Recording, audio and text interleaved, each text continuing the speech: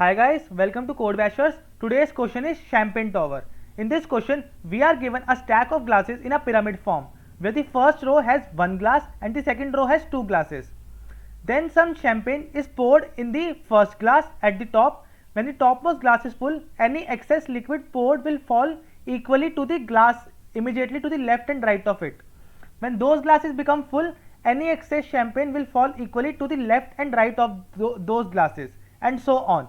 So, for example, see, consider this as a pyramid of glasses. Now, let's consider an example. So, we have to, after 1 cup of champagne is poured, the topmost glass is full. It means that we have this type of pyramid structure. When we pour 1 glass of champagne, the topmost glass will become full. Now, after 2 cups of champagne are poured, the two glasses on the second row are half full. It means that when we poured only one glass, the topmost glass was full. Now we poured another glass. So what will happen? The champagne in this glass will become excess and it will get transferred to the glasses just on its right side, and on its left side. And it will be the champagne will be transferred equally. It means that one glass, when poured in this glass again, half of the champagne will go in this glass and half of the champagne will go in this glass. After 3 cups of champagne are poured, those 2 cups become full. There are three full glasses total now. See, after 2 cups, what was the scenario? The topmost glass was full and the half of the second glass went to this glass and the half of the second glass went to this glass. It means that after two glasses are poured of champagne, these two glasses are half filled. But when another glass is poured, what will happen? That too will divide into two parts. Half will go into this glass and half of that will go in this glass. So these two were earlier half and again got a half. They were earlier half and again got a half, so they will become full now. So after pouring three glasses of champagne, these topmost 3 glasses are full now. Now see what will happen. Now a fourth glass is poured. After 4 cups of champagne, now a fourth glass is poured. Now these 3 glasses are already filled. Now the fourth glass will get accumulated in the bottom layer, that is this layer. So when the fourth glass will be poured, the middle glass will be half full. See, why middle glass will be half full? Because it is receiving the excess champagne from these two glasses, whereas the side glasses are receiving the champagne only from one side. We can see that 2 parts are coming in this glass and only 1 part are coming in this glass. So this glass will be half filled and these two glasses will be quarter filled. So now this was the entire question. Now what we have to do in the question? Now see, we will be given a pyramid of glasses and we have to tell that after pouring a certain cups of champagne, we have to return what is the amount of champagne that is left in the jth glass of ith row. It means that when we have poured 4 glasses in this stack, we have to tell that how much capacity of champagne is there in a particular glass. Suppose we say in this glass, what is the capacity of the champagne? So this was the entire question. Now let's look at the approach of this question. Now the thing that will be coming into our mind is that we will find at each glass what is the capacity at that particular glass after we have poured a certain amount of glasses. But that will be a wrong approach because it will be a quite complex and a little confusing approach. The simple approach is that despite of finding the capacity at particular glass after the particular amount of glass has been poured, we can find the total amount of champagne that has been passed through a particular glass. See, for example, initially we know that all the glasses were empty. Now all the glasses were empty. Now what has happened? We have poured 4 glasses of, see here, we have poured 4 glasses of champagne. 4 glasses of champagne we have poured. So what will be the amount? What will the amount that will pass through the first glass? What will be the amount that will pass through the first glass? The amount that will be passing through the first glass is the 3 amount. Why 3? Because see, when 4 glasses are poured in this glass, it has the capacity of 1 glass only. So from 4 glasses, 1 glass will get accumulated here and rest of the 3 glasses, the content of 3 glasses will be will be transferred to the next level. So now the total 3 amount has been transferred to this level. Now the amount that has been transferred to this level will be distributed equally among both the glasses. So each glass, after 3 amount has been passed, so each glass will contain 1.5 and 1.5 and 1.5 amount. See, when 4 was poured here, 1 was kept by him and rest of the 3 were given to the next level. Now the total glasses in the next level were 2. The amount of champagne that has been received will be divided equally among them. So there will be 3 divided by 2 and it will be 1.5 and 1.5.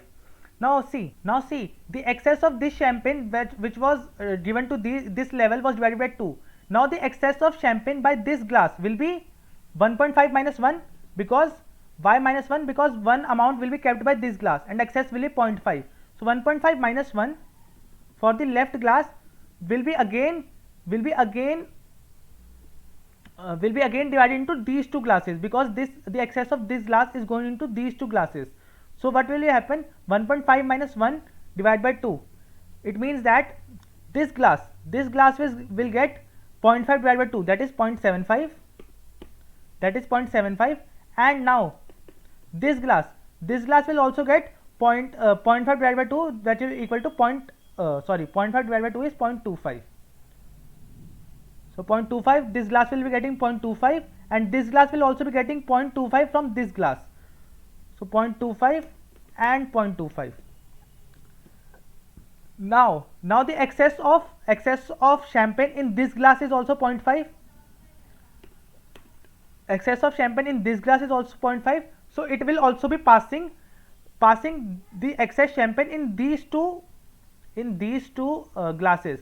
So the champagne will be divided equally. So this will get also 0.25 and this will also get 0.25. So again 1.5 minus 1 divided by 2 is equal to 0.25.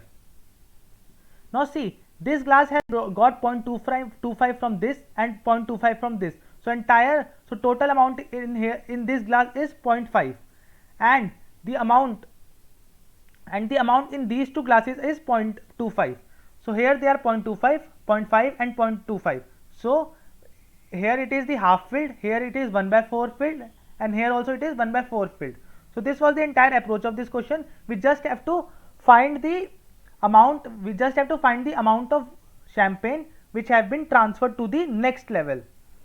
So what we will do, we will first form a DP array, or we can say we can first form a 2D array which will contain our row and column.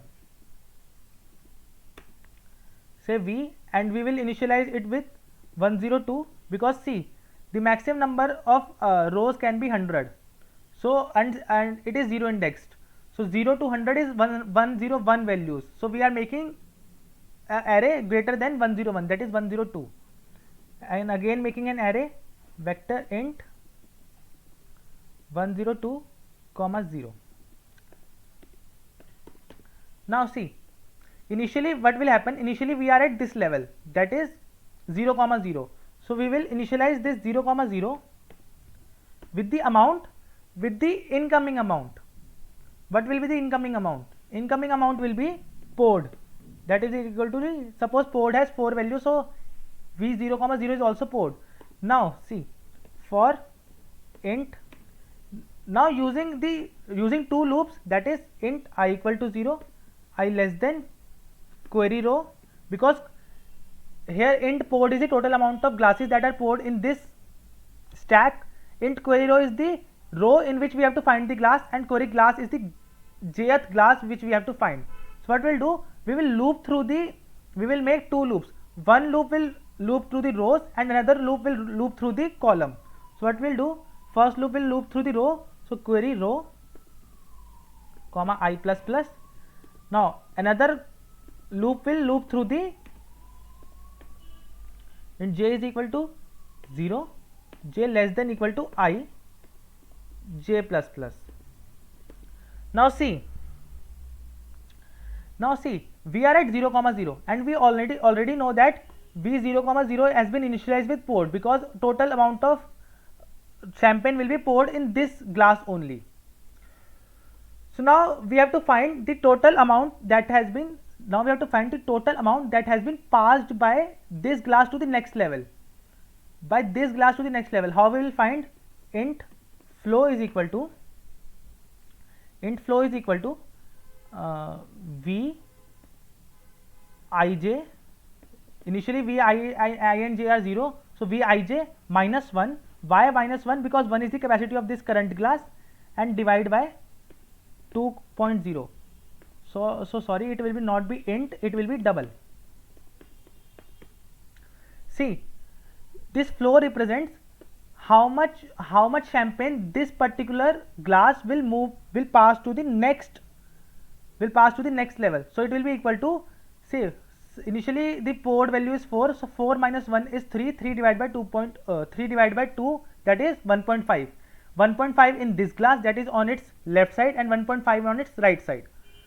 So now, if our flow is greater than 0, then only we need to find the champagne in the next amount of champagne in the next glasses. Otherwise, we do not need to find the champagne in the next glasses if our flow is less than 0. So now what we'll do? See, flow is 1.5. Now our flow value contains 1.5. So we have to update the value of this glass as well as this glass with 1.5. As initially we updated our value of first glass with the value of poured, that is 4. Now we have to update these two values, because the excess of the champagne are going into these two glasses. So we have to update these two values. So what will happen? V of I plus 1 and j plus is equal to flow. Flow contains 1.5, so this will contain this glass has been updated the value with 1.5, and now again V of I plus 1 j plus 1. Here also it will be equal to flow. Now this value has been updated with flow, and this value has been updated with flow. This value is represented by V I plus 1 j, and this glass has been represented by V I plus 1 j plus 1. So that will equal to flow. So now this was the entire code that we have to write, and now what we have to do? We have to return the minimum of 1 comma V of query row and query glass. Now this we have to return in the end. We have to return the minimum of 1 and the particular value at the query row and query glass. Because why minimum of 1? Because suppose we have poured value is equal to 3. Suppose we have poured value is equal to 3, and only these 3 glasses exist in our stack. So all the glasses will be completely filled, and no glass will be half filled or quarter filled. So in that case we will take 1 as the answer. Otherwise we will take the value of that particular query row and query glass. So this we will return. So now let's run the code.